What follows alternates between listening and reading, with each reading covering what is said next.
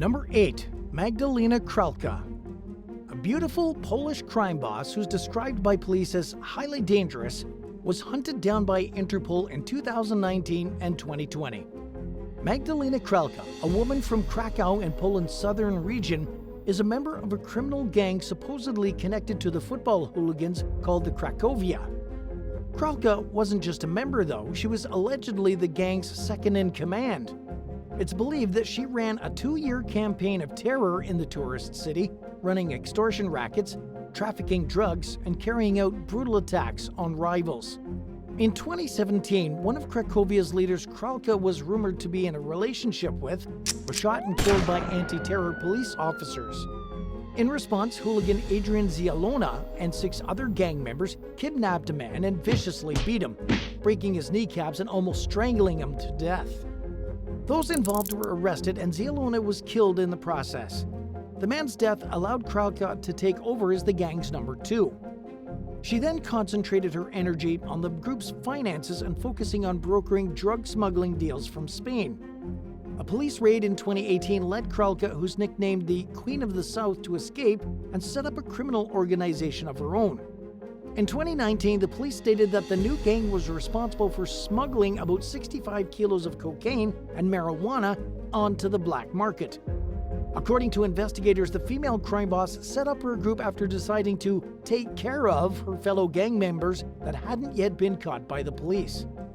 Based on reports, Krulka was captured by law enforcement in February of 2020 after sneaking into Slovakia in the back of a car. She was supposed to return to Poland to face charges against her, including making false statements, obstructing justice, and drug trafficking. But there haven't been any updates on the case since 2020.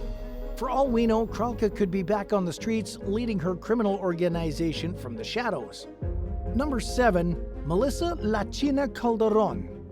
In 2015, Mexico's most notorious female crime boss was handed over to the authorities by her second-in-command, who was also her former lover. Pedro El Chino Gomez traded inside information with the police after getting picked up by officers, according to some reports. He apparently told the cops that his partner and boss, Melissa Lachina Calderon, had suddenly become a control freak, acting maniacally. His story was supported by the fact that she was rumored to have kidnapped a few of her enemies, who she killed before dumping the bodies on their loved ones' doorsteps. Gomez revealed the woman's secret burial pits in Mexico in exchange for a reduced sentence. Lachina first got involved in organized crime back in 2005 when she joined the Damaso cartel and moved up the ranks. She was promoted to commander of the group's armed wing after only 3 years, which is when she started running a criminal empire that stretched to La Paz, the capital of the Mexican state of Baja California Sur. During her 7-year reign, murders in the area supposedly tripled. It's been said that Lachina even handed out bags of cocaine as prizes to her favorite henchmen, and she enjoyed posing for pictures with various weapons. Several images of the woman are online, with many of them showing her holding massive guns in each hand. She supposedly left the cartel in June of 2015 after being asked to step down in favor of Abel Quintero, who had recently gotten out of prison. This was when she announced her plan to start her own crime syndicate, taking several high-ranking gang leaders with her. It's believed that she controlled over 300 drug dealers who all rode red motorcycles through the streets of Mexico. But when her boyfriend gave her up to the police, Lachina was arrested at the Cabo San Lucas airport while trying to flee from the authorities. It's unclear what consequences she faced after her arrest. Number 6. Fulan Devi. Fulan Devi was born in India and had a rough childhood. It's been reported that her family hated her, and at just 10 years old she was knocked unconscious by her uncle. He hit her with a brick for saying that he stole her father's land. The same uncle then married her off to a 45-year-old man. But somehow she made her way home 2 years later. But since she was no longer a virgin, her mother told her to jump into a well and drown. When she didn't follow her mom's instructions, her evil uncle hired some local bandits to take her away for good. While in captivity, Fulan would have faced a lifetime of sexual abuse if it wasn't for her unlikely savior, a bandit named Bikram Singh, who shot and killed the leader of the group. Afterward, Fulan and Singh began a romance, but it was short-lived since Singh was eventually murdered. As a result, Fulan was locked up in a village. When she escaped, she gathered a group of people and took her own revenge. On Valentine's Day in 1981, while dressed in blue jeans, boots, a khaki police coat, and lipstick, she marched her followers to the village with a gun and ammo slung over her shoulders. She demanded to know where her captors were. The villagers claimed not to know, so she killed all of the 30 men she'd confronted by lining them up and shooting them one by one. This earned her the title of the most wanted person in India, setting her bounty at $10,000. 2 years later, though, at just 20 years old, she turned herself in to the police after setting strict conditions beforehand. She agreed that nobody from her gang would receive the death penalties for their crimes. By this time, she'd already earned the love of the Indian public, and a total of 8,000 people gathered at Fulan's hideout to see her surrender. She was sentenced to serve 8 years in prison, but she ended up spending over 10 years behind bars. During this time, she suffered from tuberculosis and was diagnosed with stomach tumors. In 1994, all the charges against her were dropped by order of the central government of Mulayam Singh Yadav. And amazingly, after her release from prison, she got into politics and was elected a member of parliament for Mirzapur in Uttar Pradesh as a member of the Samajwadi Party. Sadly, she was killed in 2001 outside of her home in New Delhi at just 37 years old during a revenge attack by a man named Sher Singh Rana. Number 5. Cocaine Godmother. Griselda Blanco Restrepo, or the Cocaine Grandmother, was born in Cartagena, Colombia in 1943. At just 3 years old, Griselda and her abusive mom moved to one of the most dangerous cities in the world, Medellin. She started working in prostitution and crime at an early age, and by 11 she'd already kidnapped and killed a boy from a rich family. But she didn't start trafficking cocaine to the US until she met her second husband, Alberto Bravo, during the early 1970s. After marrying Bravo, Griselda and her 3 sons moved to Queens, New York to start a new life of crime. Through the couple's connections in Colombia, they started importing cocaine into the city. According to the DEA agent Steve George, who spoke with the Sun-Sentinel newspaper in 1989, Griselda was one of the first crime bosses to use multiple supply sources, so in his words, she could always keep the cocaine pipeline full. She was also apparently the first to pool the shipments and consolidate the loads, eventually leading to the evolution of the infamous Colombian cartel. Griselda and Bravo's criminal group eventually grew so big that the couple was indicted in 1975 with 39 other people as part of a joint DEA-NYPD task force called Operation Banshee. But unfortunately for the police, the couple had already fled back to their home country by the time the feds came looking for them. The woman's crime spree lasted another 10 years after this, but in 1985, she was finally apprehended in California.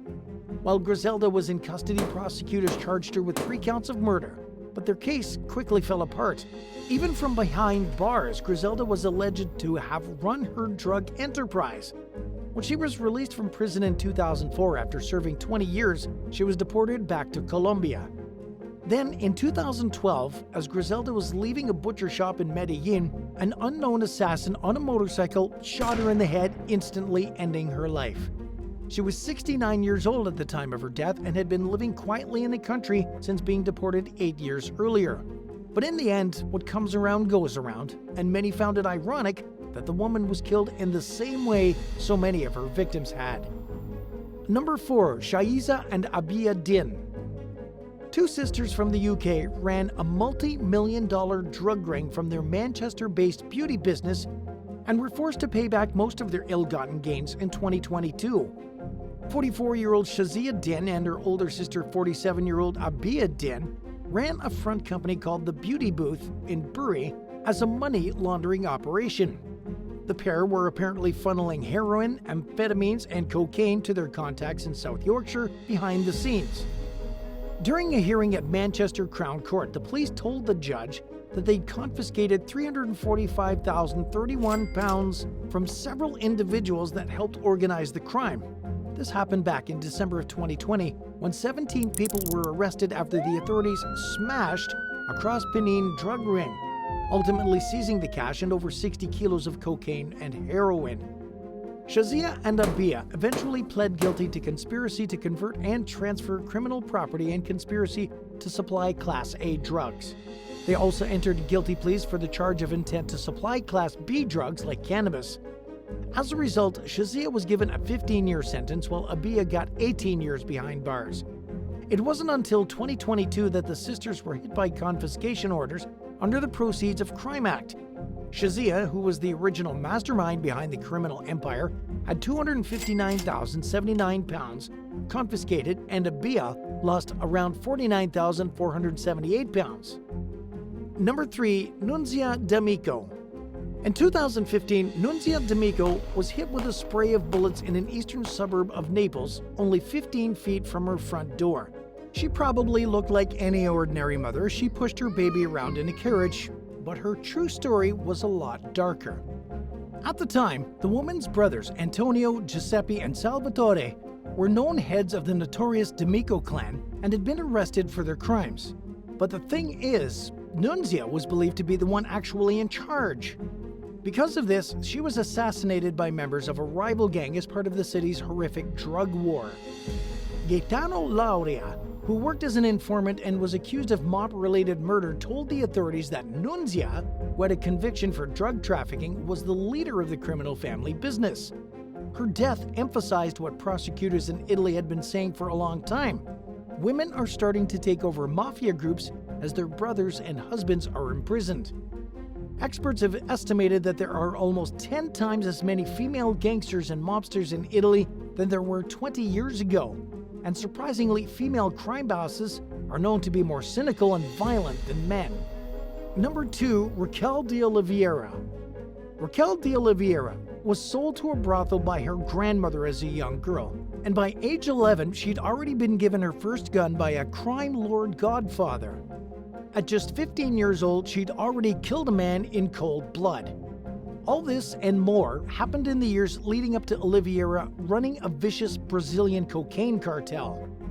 When her lover and the leader of the cocaine cartel, Ednaldo de Souza, was killed during a police shootout in 1988, she took over his position in the organization. Once she rose to power, she started burying her enemies alive and shooting rival gang members who wandered onto her turf. But after becoming addicted to the drug herself, she lost everything. Oliveira, who's now in her 60s, has chosen to leave behind crime and has agreed to lift the lid on the underground world of murder, sex, and drugs that corrupts Rio de Janeiro today. She describes the brutal realities she was forced to face in the book she wrote about her life called A Número which translates from Spanish to Number 1.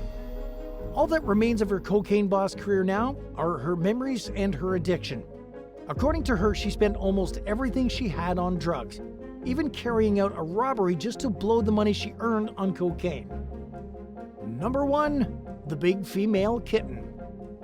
Raffaella del Tiero, a woman called the Italian Godmother and the Big Female Kitten, led a criminal clan in Italy until her arrest in June 2012. Raffaella and 65 other suspects were apprehended during a series of dawn raids conducted by armed officers who used helicopters and trained police canines. The authorities in Naples revealed that they'd impounded a red Ferrari with a solid gold license plate during the operation, which had been gifted to the boyfriend of Raffaella's daughter, Caterina. Officers also confirmed that Caterina and one of Raffaella's other daughters, Costanza, were also arrested during the raids. In total, about $12 million worth of properties and cars were seized. Apparently, Raffaella took over as the head of the criminal organization when her husband, Nicola Pianese, was shot to death by rivals 6 years before her infamous arrest. She suffered gunshot wounds herself 3 years later when she was targeted by rival mobsters who'd grown jealous of her control over Naples' drug cartels.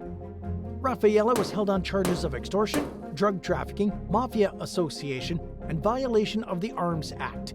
But it's suspiciously difficult to find any information on what happened after she was taken into custody. Which of these female crime bosses scared you the most?